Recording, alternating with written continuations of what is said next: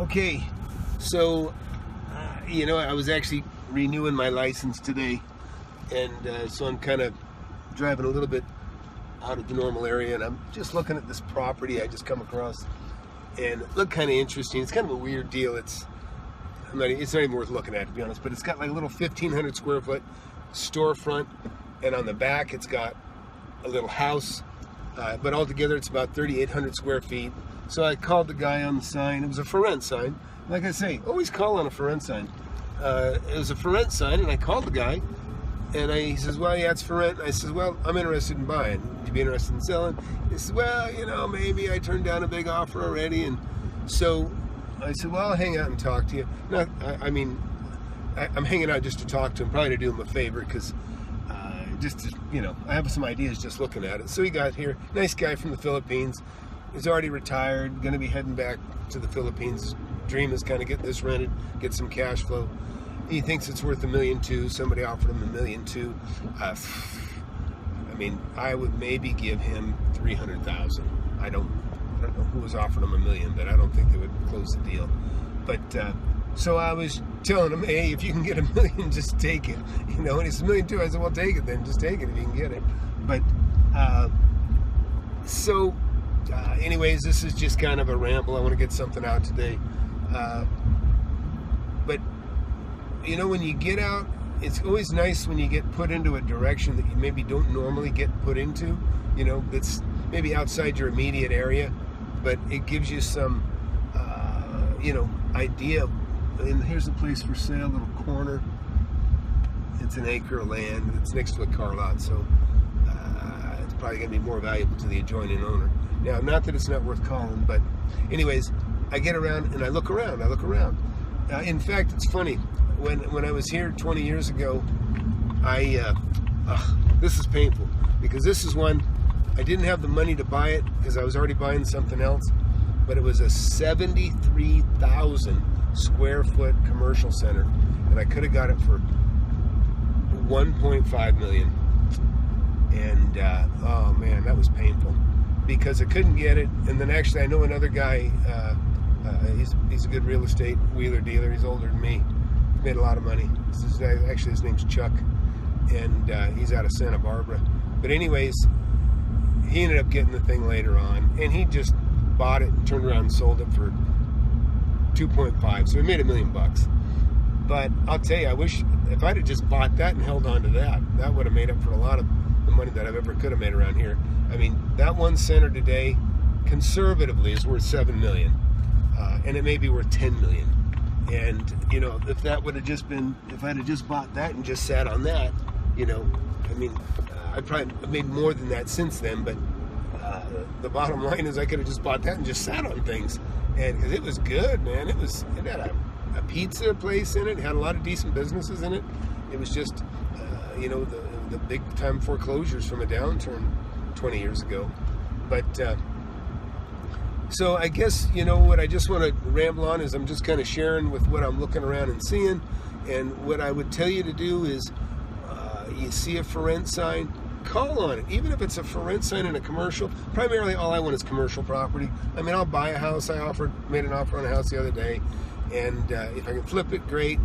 And but my goal is, I would rather buy something $1 million plus, because that's kind of where I'm at, and maybe a couple million. But I call on everything, and in fact, I've got a neighboring property called me today, next to one of my properties, and he just wanted to discuss some things, because we share a property line, and I asked him what he paid for the property next door, because this property is much like mine. It's actually the second phase of a property, so it's very, very almost identical. And I just paid $2 million for this property not that long ago, a couple of years ago, a little over $2 million. He just paid $4 million. And here's one right now. I'm gonna call on this. I've been driving by this lately. Oh no, that's not it. Anyways, he called. He called me and we talked this, and I asked him, I said, so hey, what'd you pay for this? Because see, I got to start redoing leases in my neighborhood or in my property, and I like to keep things low, but unfortunately, I think he paid too much for the property that he bought, way more than I would have paid.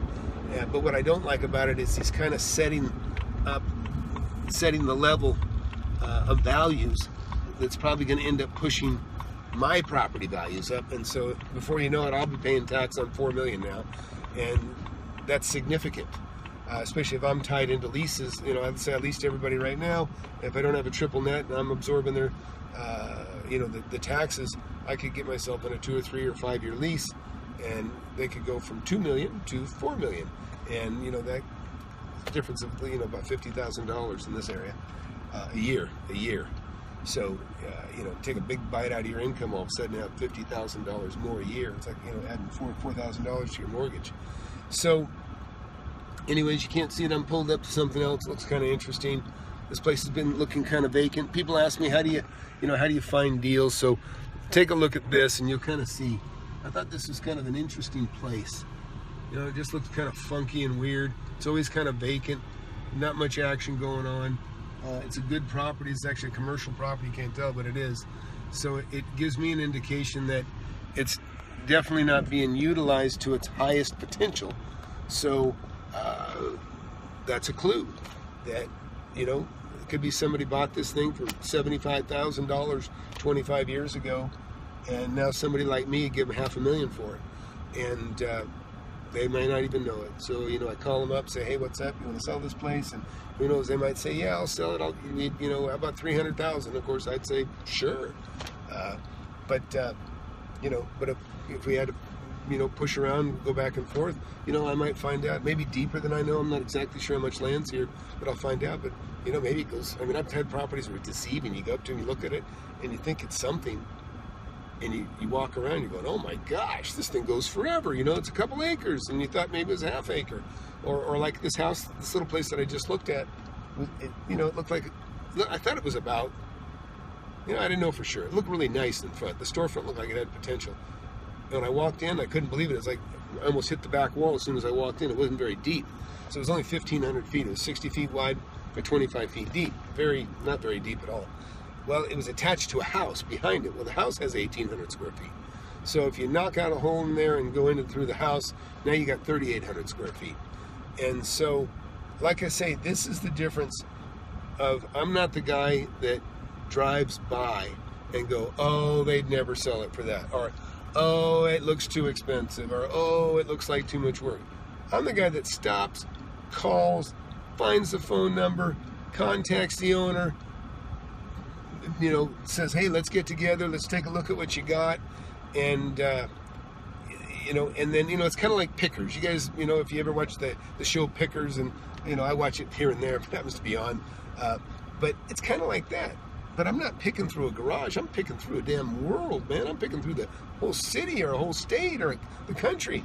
And so it's kind of cool, and it's like Pickers. They go in the garage and all of a sudden they find something very, very valuable. Well, it's the same thing in your city. You go into the city and all of a sudden, you see something kind of odd that looks quiet, looks weird, and you knock on it, or, something looks distressed, and you're going, wow, I found a diamond in the rough here, and it's interesting. Like this guy that I just talked to, he told me he turned down $1.2 million for this property, and I'm like, you're crazy, you should take it. But he says, well, what am I going to do with the money? And I says, well, look, I don't think it's worth that, so I think it's just a deal. Go buy something else. So he says, what else am I going to buy it, because it's so expensive?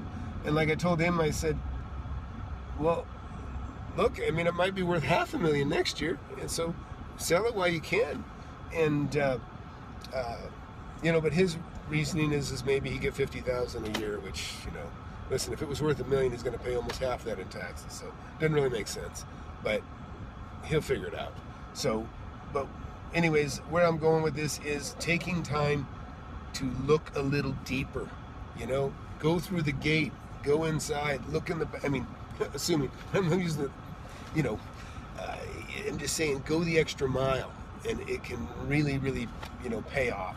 So, anyways, I see my sister's trying to call, and so she might disrupt our video here, but this ain't a bad place to lay off, I guess. So, also going on now, I'm driving by one of my properties. I got kind of a big property here on my right that I've been trying to get a roof put on it, and things are so busy around here. I can't even get anybody to do an entire roof. So I just signed a deal though for them to just do a repair, which, you know, we had rain last night, it leaked inside, tenants are cool, but I got to get that leak stopped, so that's what's going on right now. But so that's all. I just you know, hey, I'm on the road here, so don't want to waste. I can get to point A to point B, and I can share something with you. It works for me. So that's it. Flip Anything USA. Please, you know, share with your friends and family, and you know, if you want to know what it's like to be you know, an investor with a lot of property. I'm more of a hands-on guy than a lot of people, but you know, you'll get a taste of what it's like, you know, from the repairs, the maintenance, the you know, the situations, the problems that can occur, floods, and different things.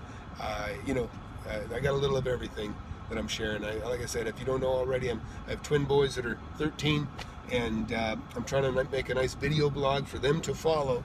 And because another 10 years, you know, Alzheimer's runs in my family. It could be, I'm already feeling kind of forgetful now. You know, I could start forgetting. You know, I forget a lot, but I could, you know, I just might not have the capacity to teach them what I can teach now. So please, you know, I'm looking to the audience here to ask the questions that maybe my boys would ask, you know, if they were older. And I'll certainly address your questions and answer them as completely as I can, and that'll serve them well too. Or, you know, I'll present another video. In fact, somebody said, "Hey, how do you find deals?" And I'll get to that. I'll make that the next video. I'll get into something kind of detailed about, you know, how I find deals. But actually, I kind of did that already here. One of the main reasons the way I find deals is to dig, go the step further. Don't just get turned away. You know, somebody says, "Hey, turn around," you know, I'm like, why? You know, so anyways, that's it. Please like my videos, please subscribe. It helps me. It'll get more attention on these things, and it'll give me more people with more feedback. So thank you, and that's all.